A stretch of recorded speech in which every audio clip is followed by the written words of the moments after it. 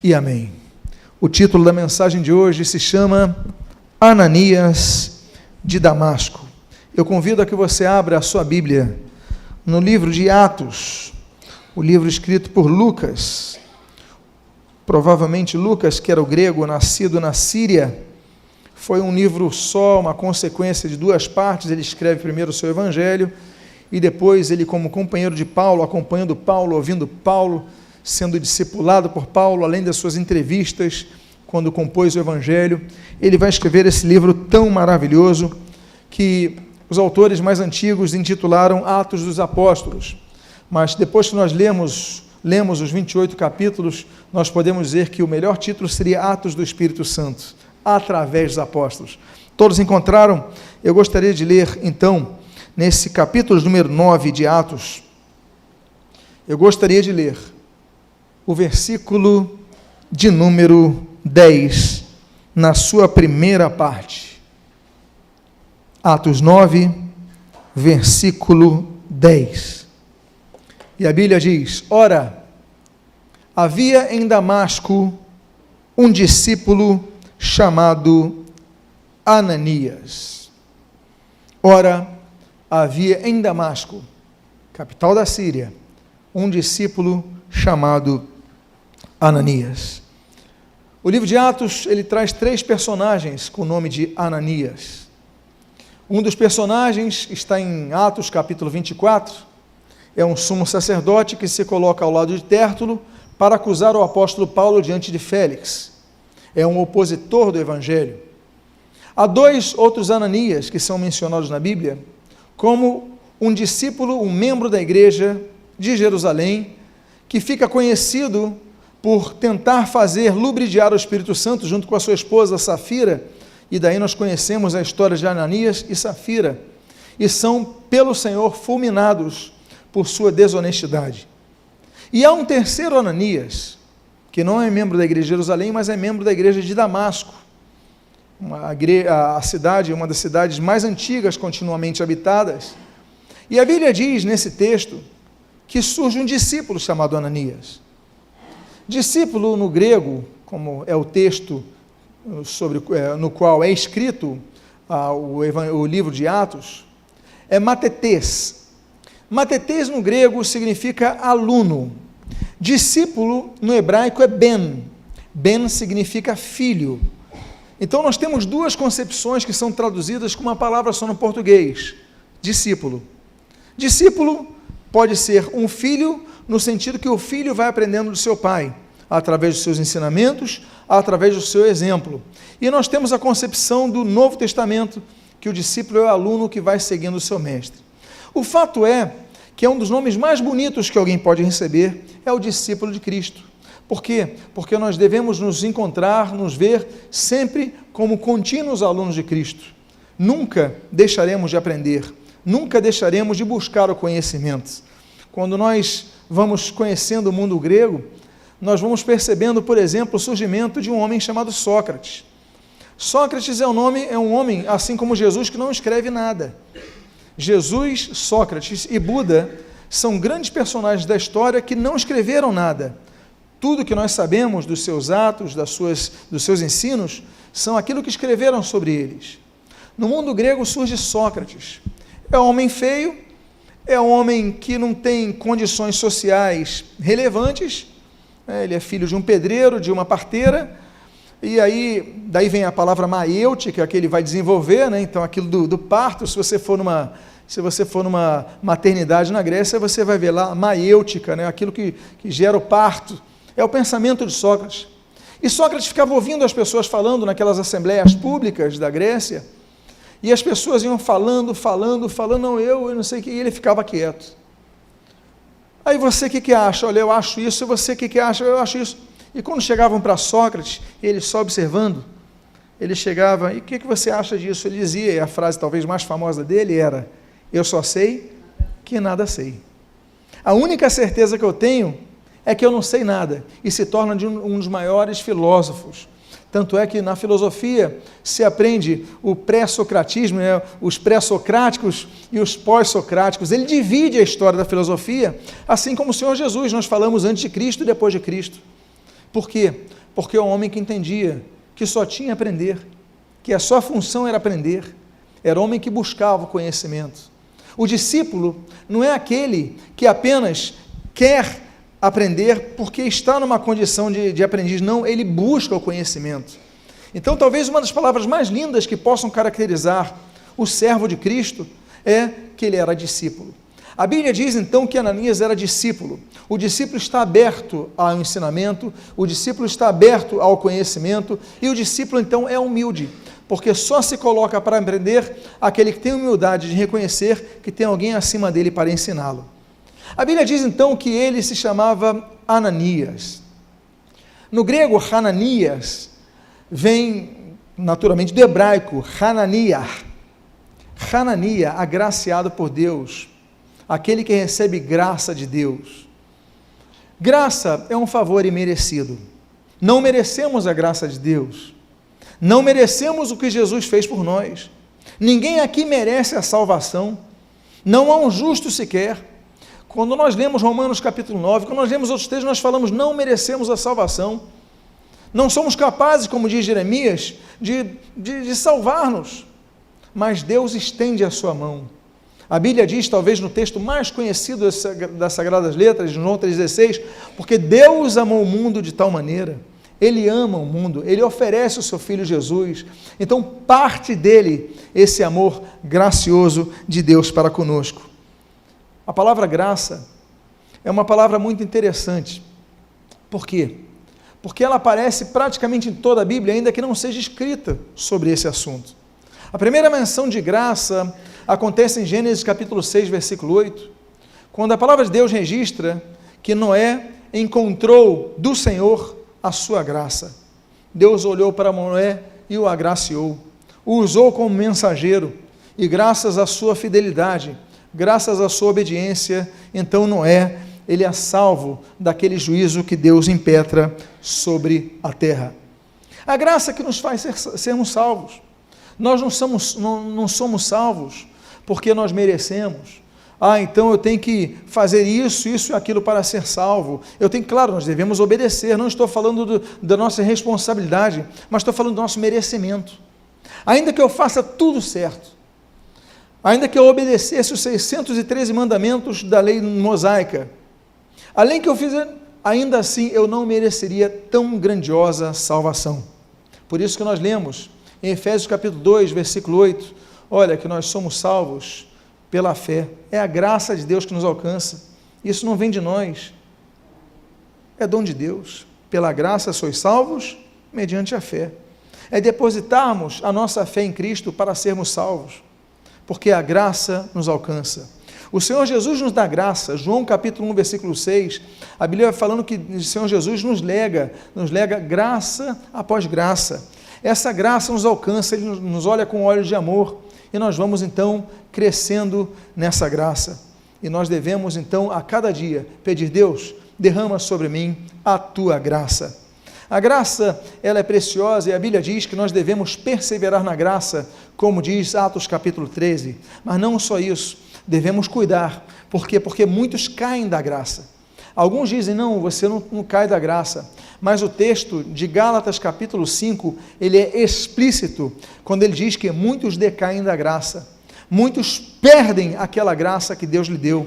Por quê? Porque caminham na desobediência, porque dão as costas a Deus, então decaem da graça. É o contexto do capítulo que é chamado a Constituição da Fé, a Constituição da Graça, que é Gálatas capítulo número 5.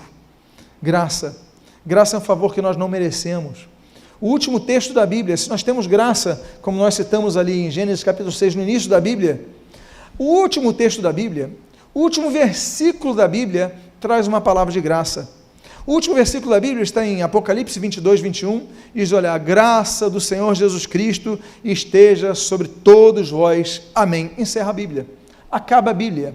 Ao Espírito Santo aprove encerrar com a última palavra, falando da graça e o desejo de Deus, que a graça do Senhor Jesus Cristo esteja sobre vós, ponto, amém, ponto. Acaba a Bíblia de ser escrita. Então, meus amados, esse homem que se chama aquele a quem Deus concede graça, vai ser o homem de quem nós extrairemos algumas lições importantes nessa noite. E a Bíblia diz então, na continuação do versículo, coisas que nós podemos aprender com Ananias. Ananias de Damasco. E a primeira coisa que nós podemos aprender é essa, sobre a graça de Deus que nós alimentamos. Ananias, ao que respondeu, eis-me aqui. Ao que respondeu, eis-me aqui. 5 pessoas na Bíblia, eles respondem a Deus com a mesma palavra, eis-me aqui. A primeira pessoa que diz o eis-me aqui na Bíblia é Abraão, Gênesis capítulo 22. Quando Deus o chama para novos desafios, Abraão diz, eis-me aqui. A segunda pessoa que diz, eis-me aqui a Deus, está em Êxodo capítulo 3, quando Deus chama Moisés à missão de voltar ao Egito. Ele que tinha saído do Egito, ele que estava fugido do Egito, ele que era um assassino para os egípcios, procurado de morte, Deus o chama naquela sarça e ele diz, eis-me aqui. A terceira pessoa que nós lemos falando sobre o eis-me aqui é o profeta, que acontece lá na cidade de Siló, é o profeta Samuel. 1 Samuel, capítulo número 3, ele responde 3 vezes ao Senhor, eis-me aqui.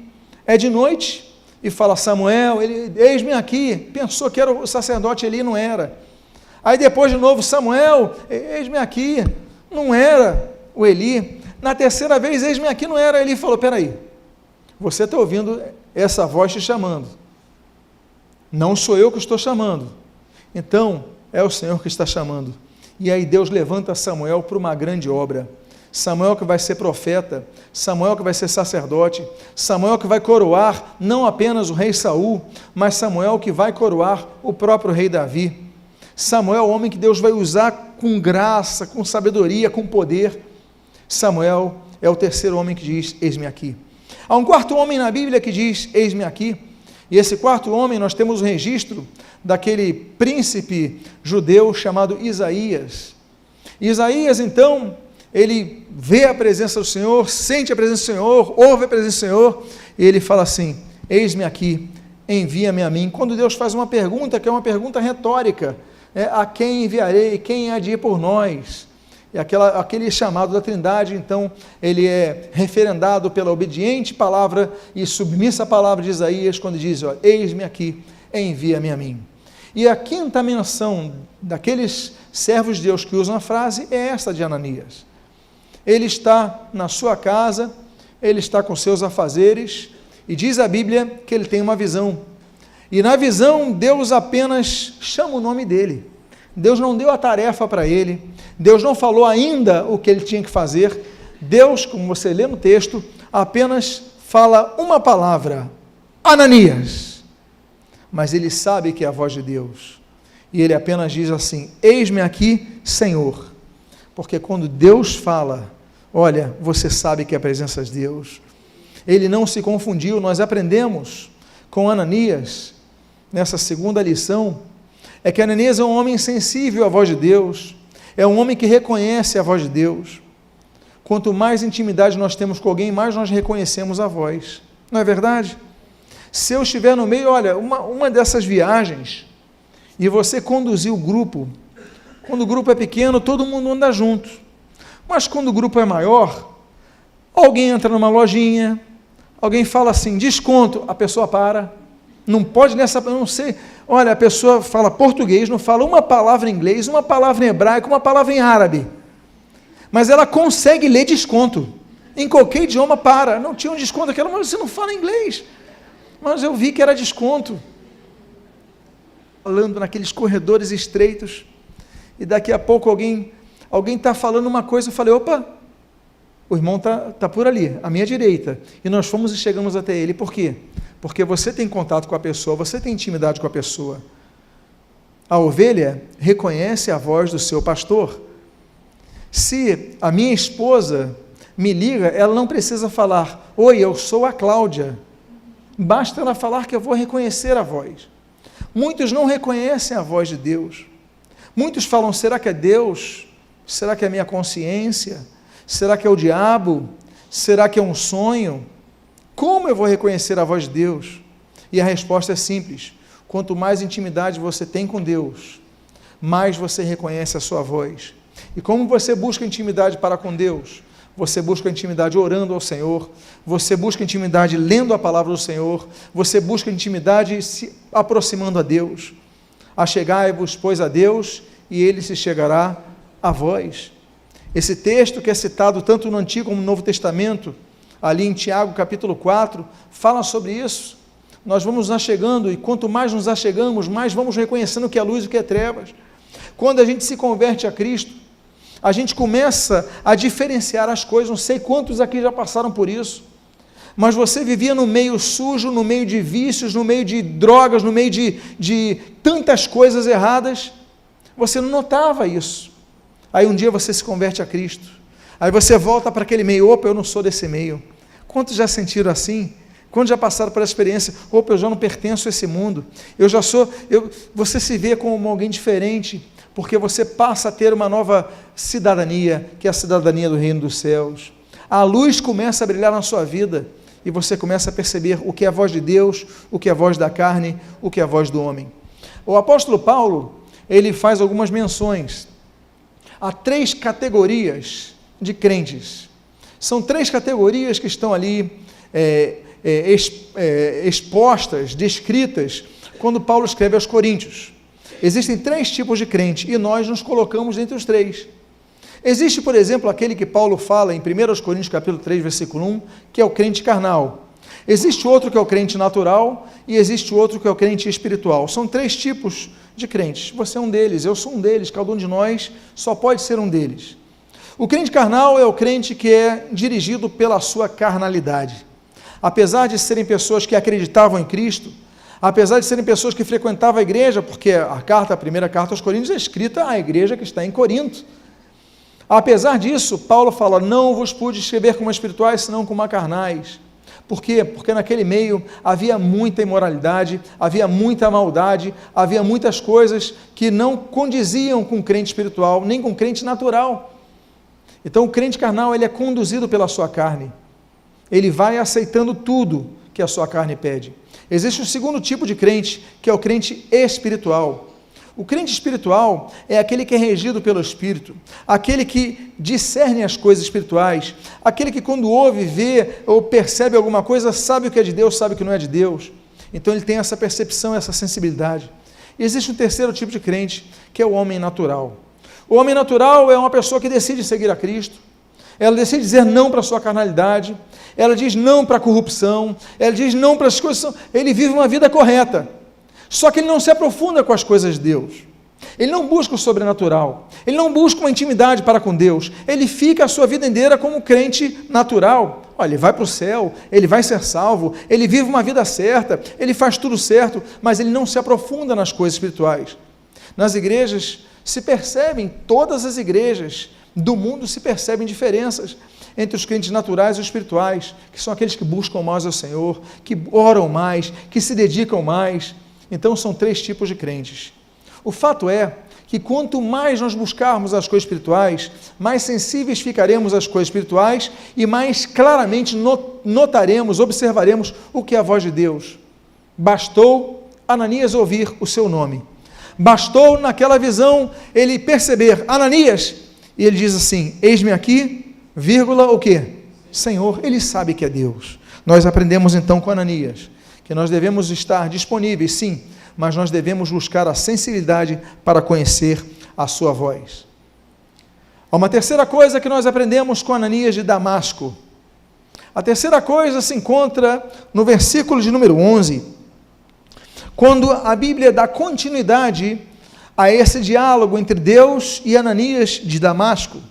E a Bíblia diz então: o Senhor lhe ordenou: dispõe-te e vai à rua que se chama Direita, e na casa de Judas procura por Saulo, apelidado de Tarso, pois ele está orando, e viu entrar um homem chamado Ananias, e impor-lhe as mãos para que recuperasse a vista. Deus, ele dá o endereço, ele dá o nome da pessoa que Barnabé não conhecia, ele dá o que essa pessoa estava fazendo.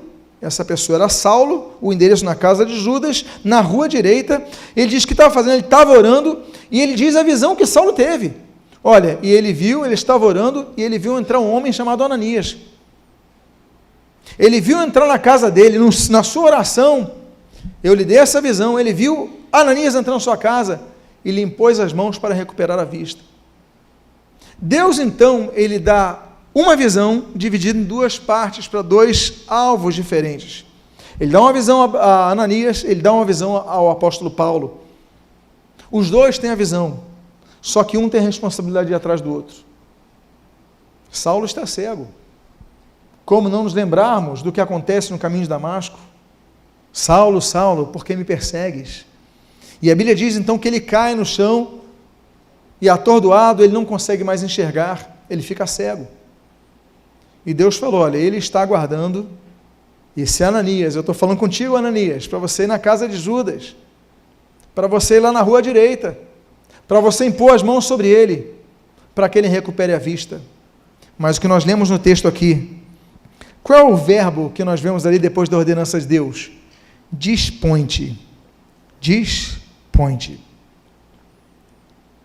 Deus é um Deus que muitas vezes dá essa palavra, nós vemos na palavra de Deus. Por exemplo, em Josué capítulo 1, Deus pega Josué, e depois de um governo, uma liderança de 40 anos de Moisés, ele fala, Josué, Moisés está morto, Moisés, meu servo, está morto. Dispõe-te e cruza esse Jordão. Por quê? Porque Josué precisava ter disposição. Uma das coisas que nos faz, muitas vezes, não sairmos do nosso lugar, é que não temos disposição. Às vezes não temos disposição por nos sentirmos incapacitados. Às vezes não temos disposição de fazer algo porque uma vez tentamos, não conseguimos, então nós desistimos. Mas ainda assim, Deus fala, dispõe-te. Como é que era para Josué? Josué dirigiu depois de Moisés. Se Deus falou para ele, dispõe-te, tinha um rio Jordão. Como é que eu vou ultrapassar esse rio? Poxa, Moisés governou, nos dirigiu por 40 anos no deserto. Vencemos vários adversários. Ele morreu, agora me cumpre cruzar o Jordão, significa me cumpre entrar na terra prometida ali pela região de Gilgal. E Deus fala assim, sim, dispõe-te e vai. Dispõe-te. Você precisa de disposição. Deus usa novamente esse verbo, essa ordenança, através de uma grande mulher, que a Bíblia registra na Bíblia, pelo nome cujo significado é abelha. De quem estou falando? Débora. Débora, em Juízes, capítulo número 4, ela se dirige a Baraque, o juiz, e fala assim, Baraque, Deus está dizendo, dispõe-te, porque no dia de hoje eu entregarei Sísera em tuas mãos. Sísera era o general adversário. Parece que Baraque não estava com vontade, parece que Baraque estava com medo de enfrentar, parece que Baraque falou, mas como é que eu vou enfrentar os sírios, como é que eu vou enfrentar Sísera, como é que eu vou enfrentar aquele exército?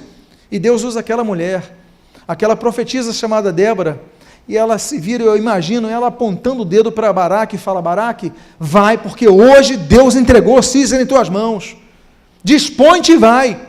E nós temos mais uma vez essa palavra dispõe-te, quando Deus ordena então, através de Débora, o avanço de Israel para a sua libertação, o que aconteceria. Outra vez que a palavra de Deus diz dispõe-te, está lá, por exemplo, em 1 Samuel capítulo 23, quando Deus fala para Davi, Davi, dispõe-te, desce a Keila, porque eu vou entregar os filisteus nas tuas mãos.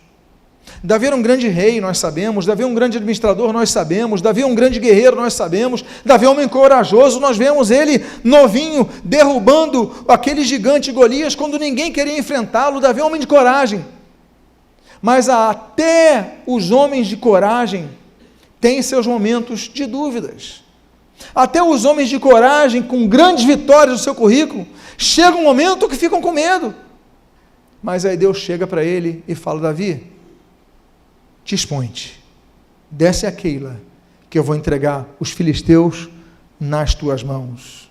E nós aprendemos que Deus não nos empurra, Deus nos anima, Deus nos orienta, mas quando ele fala dispõe-te, deveria Davi obedecer.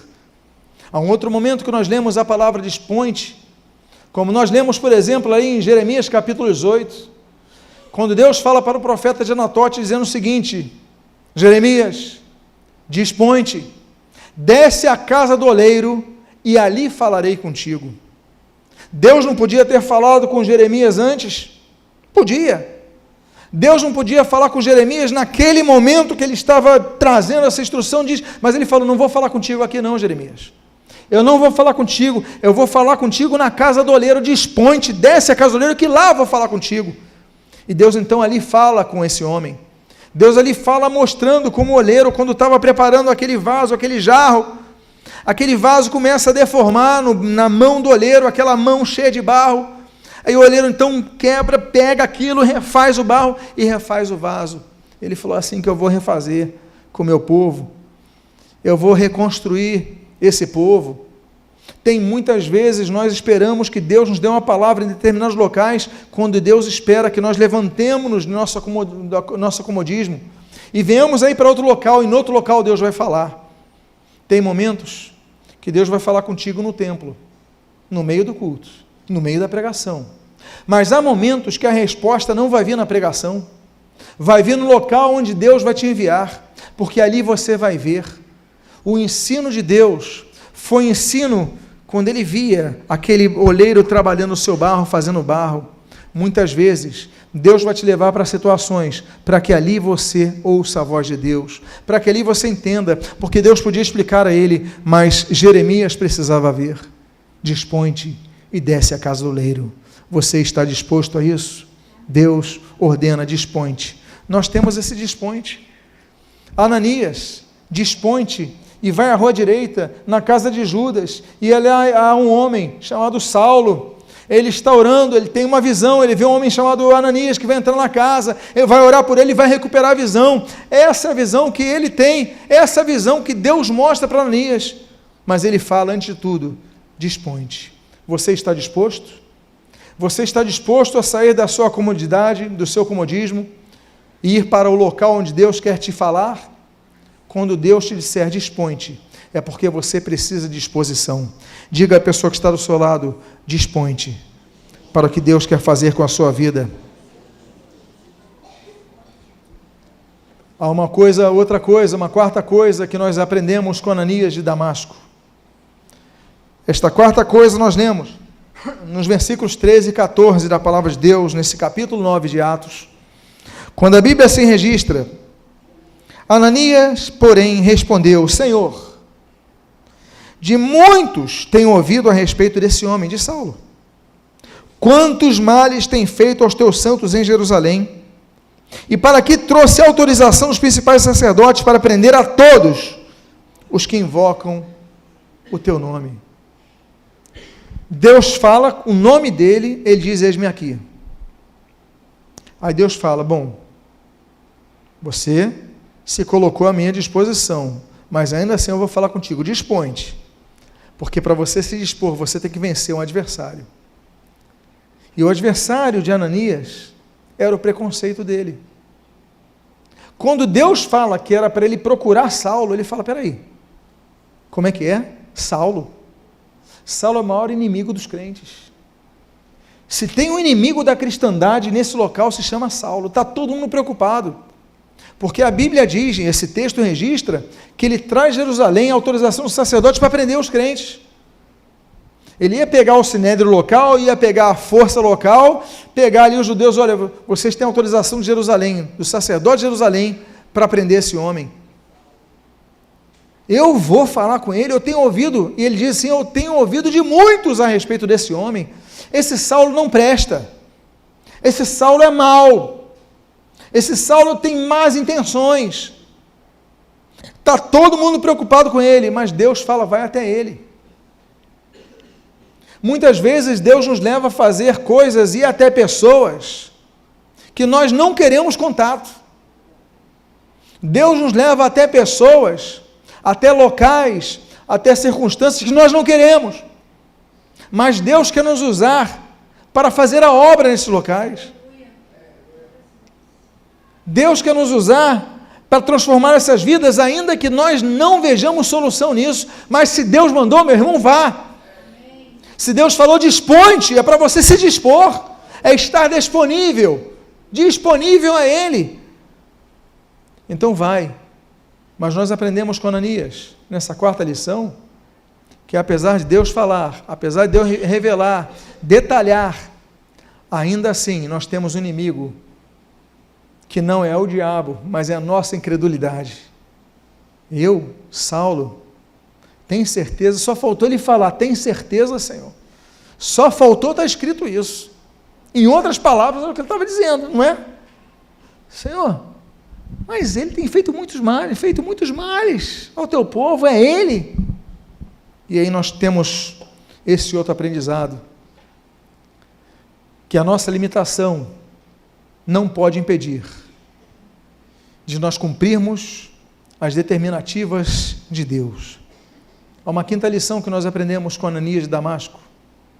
A quinta lição se encontra nos versículos 15 a 16. Mas o Senhor lhe disse: vai, porque este é para mim um instrumento escolhido para levar o meu nome perante gentios e reis, bem como perante os filhos de Israel, pois eu lhe mostrarei quanto lhe importa sofrer pelo meu nome. Nos lembramos dos planos de Deus. Jó, ele perde tudo na sua vida.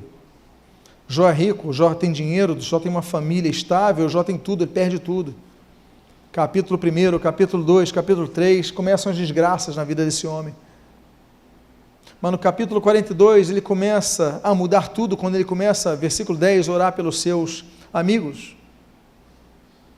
E no capítulo 42, a Bíblia diz: olha, Deus, eu sei que tudo podes, e nenhum de teus planos podem ser frustrados. Deus muitas vezes nos mostra coisas que nós não compreendemos. A gente não enxerga, a gente vê a pessoa que não tem solução, mas Deus fala, não, para ele tem. Ele é para mim um instrumento escolhido para levar meu nome perante gentios e reis, e também os judeus. Deus vai usar o apóstolo Paulo como o maior evangelista da história. O apóstolo Paulo, ele tira o evangelho das colônias judaicas, tira o evangelho de Jerusalém, tira o evangelho de Damasco, tira o evangelho de onde havia judeus, e começa a pregar para os gentios. Ele começa a ir para a Ásia Central, para a Ásia Menor, perdão, ele começa a ir para a Europa, ele começa o seu ministério ali, vai para a Macedônia, prega em Filipe, converte a Lídia e começa a expandir, e o evangelho se torna o que é hoje, graças a um homem que as pessoas não levavam fé, não acreditavam e evitavam. Deus pega essas pessoas, como eu, como você. Deus usa pessoas que os outros não levam fé. A Bíblia não diz que o Senhor Jesus não realizou muitos milagres em Nazaré, por quê? Porque as pessoas diziam, não é este o filho do carpinteiro? Eles conheciam Jesus da infância, eles conheciam Jesus da adolescência, não é este? Ele não é o filho do José, carpinteiro? Ele não é aquela família dos carpinteiros? Trabalhador manual? Pode vir alguma coisa boa dali, e a Bíblia diz, Jesus não fez muitos milagres ali por causa da incredulidade do povo, porque nem Jesus levavam fé. Há um momento no Evangelho de Lucas, que Jesus está ali começando a crescer o seu ministério, popularizar o seu ministério, a sua fama começa a crescer, e chegam os discípulos e falam, olha, tua mãe está aí com os teus irmãos. Agora Maria aparece de novo em cena, agora os irmãos começam a aparecer, Jesus já tinha chamado os seus discípulos, já estava trabalhando com os 12, já estava crescendo, agora chega a Maria e os seus irmãos, ele falou o quê? A minha mãe e os meus irmãos são aqueles que têm andado comigo, essa é a minha família, é uma palavra dura que Jesus dá, mas o Senhor Jesus, ele não foi levado a sério, quando nós lemos esse texto, pela sua própria família. Depois nós vemos Tiago seguindo a Jesus, depois nós vemos a transformação da família de Cristo, mas no início do ministério ninguém confiou nele. Meus irmãos, não é porque alguém não confia em você que Deus não vai usar a sua vida. O seu marido não pode levar fé em você, mas você pode ser um agente de transformação na tua casa. Os teus filhos podem não levar fé em você, mas você pode ser o canal de bênção que eles mais precisam. Você pode fazer a diferença sim, porque se Deus te escolheu, Deus olhou para você, Deus te chamou, é porque Deus vai te usar para ser bênção para eles. Deus vai te usar para ser bênção no teu trabalho, no teu emprego, onde você pisar os teus pés. Mas ainda assim, esse homem falou, mas ele é perseguidor. Aí Deus fala, não, espera aí, mas eu o escolhi para ser o meu servo. E quando Deus escolhe, meus irmãos, não temos mais nada o que fazer. O coração do homem pode trazer planos, mas a resposta certa dos lábios vem do Senhor. Provérbios 16. Os planos de Deus são maiores do que os nossos. Deus conhece o que está no nosso coração, Jeremias 29, mas Deus conhece muito além dos nossos planos. Então, ainda que você não entenda, obedeça ao que Deus tem falado à sua vida. Nós aprendemos mais uma coisa, sexta coisa que nós aprendemos com Ananias de Damasco. A Bíblia diz, então, Ananias, o que ele fez? Foi. Então, Ananias foi. O segredo não é o eis-me aqui. O segredo não é quando ele ouve a voz de Deus. Esse não é o segredo. O privilégio de ouvir uma voz tão direta, de receber uma incumbência direta de Deus, esse não é o segredo do sucesso da vida cristã. Não é. Não é o segredo nem Deus nos apoiar, nos consolar, nos animar, dizendo dispõe-te e vai. Não, não é. O segredo foi aqui. Então Ananias foi. Por quê? Porque se ele não vai,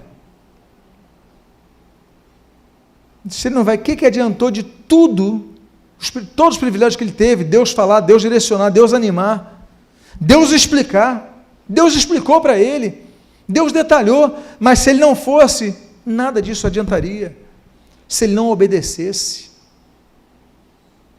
De que adianta você ficar na igreja domingo após domingo, quarta após quarta, culto após culto, se você ouve a voz de Deus, você percebe que Deus está falando no teu coração, você percebe que Deus está tendo direção, Deus está dizendo, então vai, e você não vai, então faz, e você não faz, então muda, e você não muda, de que adianta?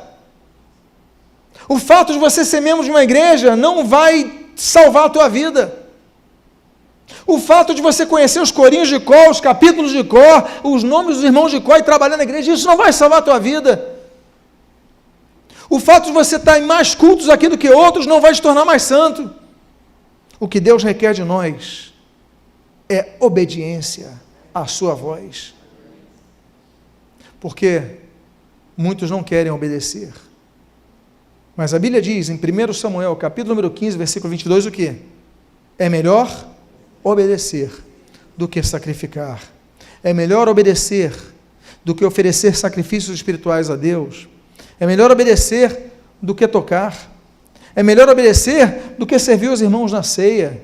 É melhor obedecer do que trabalhar no berçário, no som. É melhor obedecer do que pregar. É melhor obedecer do que sacrificar. Mais vale um servo de Deus, anônimo para os irmãos na igreja, que você não sabe nem o nome, está do seu lado, que obedece, do que o pregador. Porque o que Deus está procurando é um coração quebrantado, que obedeça, que diga aquilo que o Senhor Jesus nos ensinou, que seja feita a tua vontade, não a minha, por isso ele vai e obedece. Então, Ananias foi. Sétima lição que nós aprendemos com Ananias, de Jerusalém ou de Damasco? De Damasco. A sétima lição está na continuação do versículo 17. E, entrando na casa, impôs sobre ele as mãos, dizendo, Saulo, Irmão, olha que mudança. Saulo, irmão. Ele tinha preconceito e agora já está chamando como irmão. Saulo, irmão. O Senhor me enviou, a saber, o próprio Jesus te apareceu no caminho por onde vinhas, para que recuperes a vista e fiques cheio do Espírito Santo. Irmão, ele vai e impõe as mãos. A imposição de mãos. A Bíblia fala, Levítico 19, que os sacerdotes impunham suas mãos sobre o povo e abençoavam. Eles faziam assim com a mão.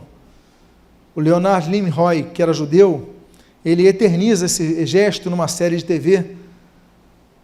E aqueles que são saudosistas sabem o que eu estou falando. Ele disse em paz e prosperidade, não é isso? Ele era judeu. Ele sabia que esse era o código dos sacerdotes, de abençoar. Por quê? Porque quando você faz assim, você imita a letra Shin do hebraico, que é a letra do Shema, Israel. Ouve, ó Israel, esteja atento à voz de Deus, ó Israel. Então a bênção, ela vem por causa da voz de Deus, que abençoa. Se Levítico 19 fala sobre isso, nós vemos, por exemplo, Jesus curando, abençoando crianças em Mateus 19, impondo suas mãos. Jesus mantém a imposição, é libertada. Então nós vemos imposição de mãos para abençoar o povo na liturgia do culto. Nós vemos a imposição para abençoar crianças, por isso nós apresentamos crianças ao Senhor e abençoamos, impomos nossas mãos. Nós vemos a imposição de mãos para curar pessoas. Nós vemos a imposição de mãos para libertar as pessoas. Nós vemos em Atos capítulo número 7, a imposição de mãos para conferir autoridade espiritual a pessoas para irem trabalhar para Cristo. Nós temos a imposição de mãos para derramar um dom espiritual sobre a pessoa, como nós lemos em 1 Timóteo capítulo 4, mas aqui.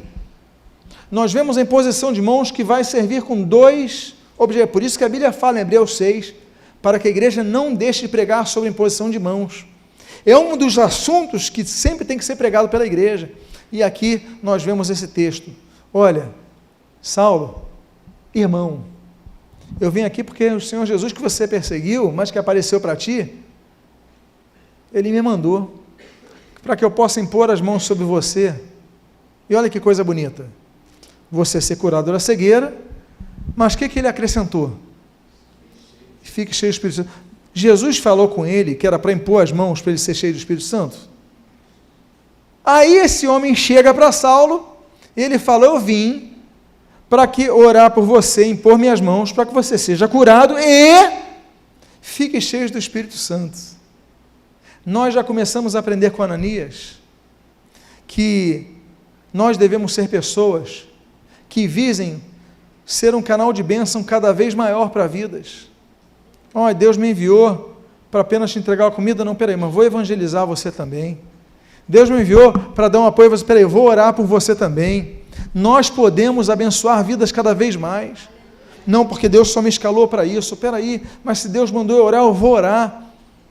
Seja sensível à voz de Deus. Nós aprendemos com esse homem, Ananias de Damasco, a sensibilidade. Ele já entra na casa, esse homem já é transformado. Ananias pegou o seu preconceito e jogou no lixo. Ele chega na casa, Saulo está cego, então ele deve ter falado, é o Saulo? É. Quem é? Aqui é Ananias, irmão. Posso entrar? Pode. Deus já tinha falado que ia enviar um homem chamado Ananias. Eu fico imaginando quando ele falou que era Ananias, o coração de Saulo começou a bater mais forte. Ananias, Deus falou que apareceu um homem Ananias, que ia curar e eu ia ser curado, eu ia orar por mim e ser curado. Ele entra, Ananias. Irmão, ele já sente amor. Ananias nos ensina a amar. A amar. Ele fala, irmão, eu vim aqui para orar por você, para você ser curado. Eu sei disso, Deus falou comigo, e para você ser cheio do Espírito Santo também. Eu quero te dar tudo que eu posso te dar. Eu quero aproveitar a chance para ser bênção na sua vida. A Ananias de Damasco nos ensina a buscarmos a ser um canal de bênção cada vez maior para nossas vidas, para as vidas das pessoas que estão do nosso lado. Diga à pessoa que está do seu lado, seja como Ananias de Damasco. Seja bênção. E o versículo, então, outra coisa que nós aprendemos, é a continuação desse texto, quando nós lemos: imediatamente lhe caíram dos olhos como que umas escamas, e voltou a ver. A seguir, levantou-se e foi batizado. Meus amados irmãos, esse homem então é batizado, esse homem é cheio do Espírito, esse homem é curado, ele deixa de ser cego. A cegueira para um judeu era muito grave, porque, por exemplo, Levítico capítulo 21 diz que os cegos não podiam exercer o sacerdócio. Se você fosse cego, ainda que você fosse um Cohen, existem 3 tipos de judeus. Existe o Cohen, que é o sacerdote, o Leviim, que é o levita, e o Israelim, que é o israelita, ou seja, são os demais. Se você é da linha levítica que aponta ao sacerdócio aarônico, então Deus não aceita a oferta de animal cego. Tem pessoas que na hora da oferta dão pior. A nota mais amassada, se tiver 2 notas, uma amassada e uma rasgada, dá a rasgada. Porque dá o pior para Deus. Deus fala: não aceita a oferta de animal cego nem manco. Como você pode, se você pode dar algo melhor? Agora, tem leis que protegem os cegos. Há maldições, uma das maldições que a Bíblia registra, Deuteronômio capítulo 27, é aquele que conduzir o cego para o mau caminho. Ele não ajudar o cego. Se tiver um cego, o judeu entende: eu tenho que ajudar essa pessoa. Então tem os seus benefícios. Não podia exercer o sacerdócio, mas a população era obrigada, senão a pessoa era amaldiçoada. O cego, então, é uma das pessoas mais amparadas pela lei mosaica. Jesus no seu ministério, encontrou muitas pessoas com oftalmias, né? Nós não tínhamos as tecnologias de hoje, os cuidados de hoje, as ruas não tinham tratamento de esgoto, então a cegueira não era tão incomum.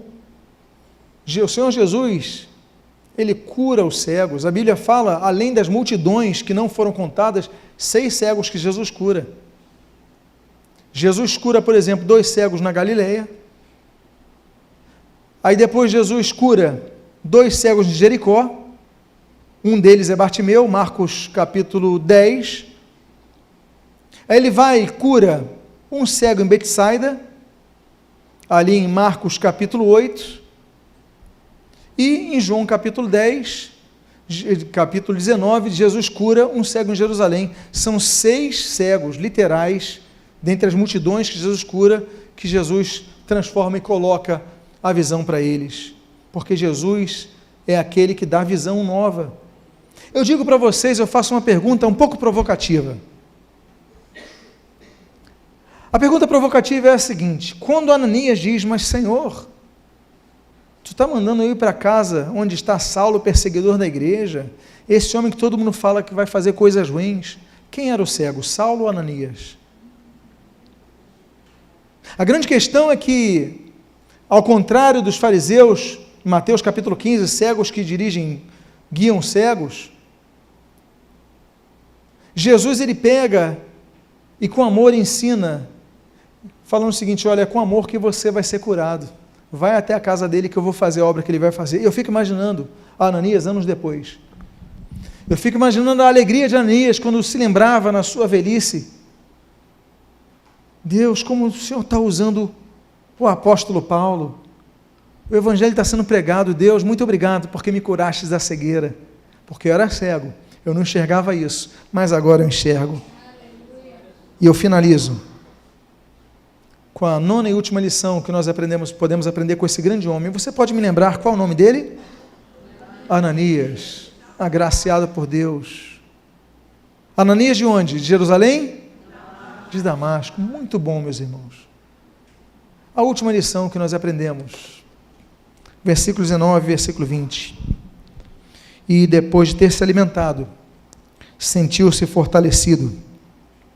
Então permaneceu em Damasco alguns dias com os discípulos, e logo pregava nas sinagogas a Jesus, afirmando que este é o Filho de Deus. Ele é curado, mas o que acontece é que nós temos uns dias que mostram que ele é alimentado, ele é curado, ele é batizado, ele permanece em Damasco com alguns discípulos e logo pregava. O que nós começamos a aprender? Que Paulo não perdeu tempo. Paulo, ele andava com os discípulos, Paulo não deixou de se congregar. Ele foi para encontrar os discípulos para prendê-los, mas agora Paulo vai encontrar os discípulos para se tornar um discípulo deles, para aprender com eles. Talvez você tenha chegado numa situação que a soberba tenha dominado a sua vida e falou: o que eu vou aprender com essa crentaiada, com esses crentes? O que eu tenho a aprender? Você talvez tenha sido uma pessoa que tenha falado isso ao longo da sua vida. Esses evangélicos. E hoje Jesus te fez cair ao chão. Você perdeu a visão, viu que dependia de ajuda, Deus envia uma pessoa para ajudar, um Ananias para a tua vida que pode ter tido outro nome. Esse Ananias pode ter sido uma pessoa, um amigo próximo, um pregador da rádio, um cantor que cantou uma música que te abençoou. Deus vai enviar alguém para te abençoar. Mas o fato é que depois que você se converte, você não se isola. Depois que você converte, a Bíblia diz que ele ficou com os discípulos. Porque ele falou: agora eu que sou conhecedor da lei. Ele estudou com Gamaliel, neto de Hilel, o grande, Hilel o primeiro. Ele é um homem que tem capacidade, é um homem que é formado na escola farisaica de Hilel. Ele é um homem que tem capacidade, mas ele falou: mas agora eu quero aprender com os crentes sobre esse Jesus. E a Bíblia diz então que ele começa a congregar, ele começa a buscar, e daqui a pouco ele está pregando o Evangelho como nós lemos. E pregar onde, meus amados irmãos? Nos locais mais difíceis para você pregar a Cristo, são as sinagogas.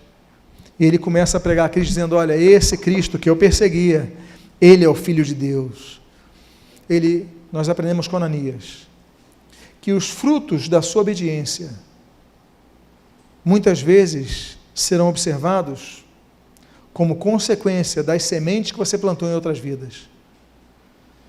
Talvez um dos maiores prazeres e alegrias de um pai é ver os seus filhos sendo abençoados, sendo abençoadores, não é verdade? É uma das grandes alegrias. Imagina a alegria de Ananias. Volto a dizer, a Bíblia não vai falar sobre a velhice desse homem, sobre os últimos dias, não sabemos. Mas aqui eu especulo. Ananias, talvez já com deficiência auditiva, alguém chega para ele: senhor Ananias, o senhor soube o que Paulo fez? Não, olha, Paulo expulsou demônio, Paulo implantou a igreja, é mesmo, Paulo está pregando evangelho na Europa, é mesmo, ele foi para Roma já, é mesmo. Senhor, louvado seja o Senhor, porque valeu a pena obedecer. Quando nós obedecemos, o consolo que Deus nos dá é tão grande, que nós vemos aquilo que nós lemos em 1 Coríntios capítulo 15, versículo 58. Para o Senhor, o nosso trabalho não é vão, vale a pena. Que você seja um Ananias. Nós aprendemos 9 lições com ele hoje. Quantas lições? Nós aprendemos como é que a Bíblia apresenta como discípulo, como aprendiz. Nós aprendemos com os aprendizes. Você aprende com ele e com ela, que são aprendizes, comigo que eu sou aprendiz, com ele que eu sou aprendiz, e nós assim aprendemos uns com os outros. Eu gostaria de fazer uma oração nesta noite por sua vida. Não abra mão do chamado que Deus tem lhe dado. Convido você a ficar de pé, por gentileza. Eu quero fazer uma oração nesta noite. Quero fazer 2 orações nesta noite. Convido que você feche seus olhos ao ficar de pé. A primeira oração que eu quero fazer nesta noite é a você que precisa reconhecer a Cristo como seu Senhor e Salvador. A você que nesta noite quer dizer: Senhor, eu quero te pedir perdão pelos meus pecados, pelas minhas falhas, pelo meu distanciamento de Ti, e quero entregar minha vida a Ti. Alguém aqui quer entregar a sua vida ao Senhor Jesus nesta noite? Alguém aqui nesse momento quer dizer: Senhor Jesus, eu quero voltar para Ti? Alguém que está aqui desviado dos caminhos do Senhor, quer entregar a sua vida a Cristo nesta noite? Alguém aqui? Eu peço que ninguém fique andando nesse momento. É o momento mais importante do culto, é que uma vida se converte a Cristo. É o momento de você estar orando, intercedendo pelos irmãos. Esse momento é um momento altamente importante, porque cadeias vão ser quebradas nesse momento.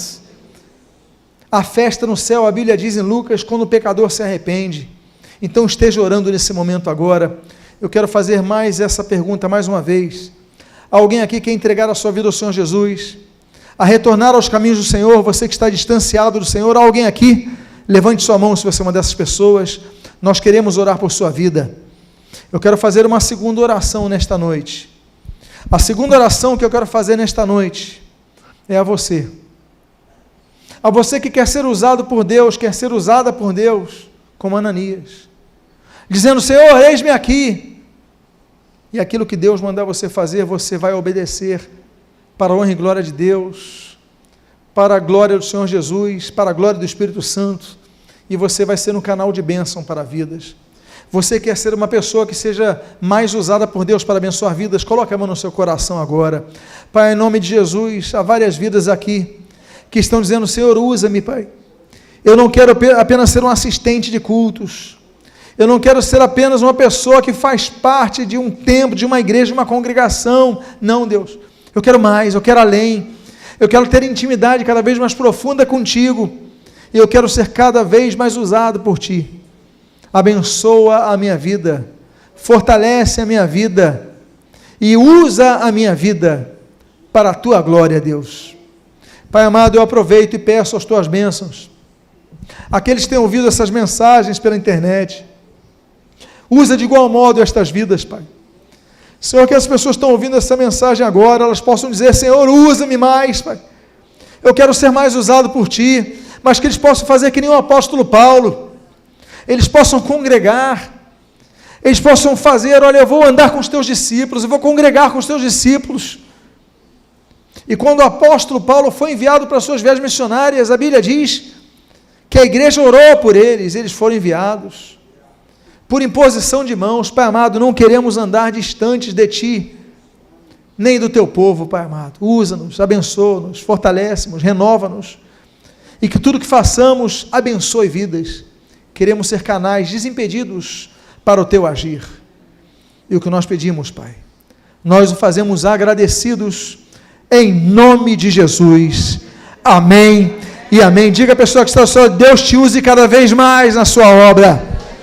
Deus te use cada vez mais na sua obra.